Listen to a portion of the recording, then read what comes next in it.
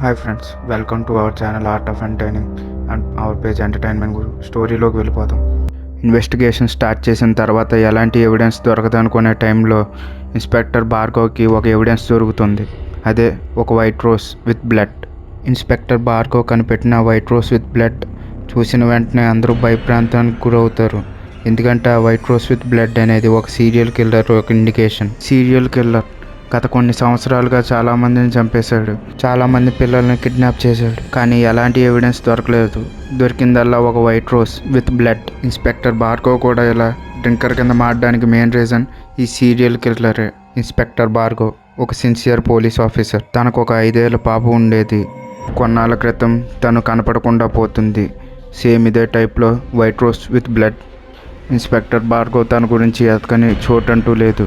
ఎంతకీ దొరక్కపోయేసరికి ఈ కేసుని ఇన్స్పెక్టర్ భార్గవే ఇన్వెస్టిగేట్ చేశాడు. ఇన్వెస్టిగేషన్లో తేలింది ఏంటంటే ఇదొక సీరియల్ కిల్లర్ అటెంప్ట్స్. ప్రజెంట్ అయిన మిస్సింగ్ కూడా సీరియల్ కిల్లర్కి సంబంధించింది. ఇప్పుడు వరకు కలెక్ట్ చేసిన ఎవిడెన్సెస్తో ఇన్స్పెక్టర్ భార్గవ్ ఓ ప్యాటర్న్ని కనుక్కుంటాడు. అదే ఈ బ్లడ్ సర్కిల్. బ్లడ్ సర్కిల్ అనేది ఏంటి, నెక్స్ట్ ఏం జరుగుతుంది, అసలు ఆ సీరియల్ కిల్లర్ ఎవరు తెలుసుకోవాలంటే మా ఛానల్ని సబ్స్క్రైబ్ చేయండి అండ్ మా పేజ్ని ఫాలో చేయండి. Thank you.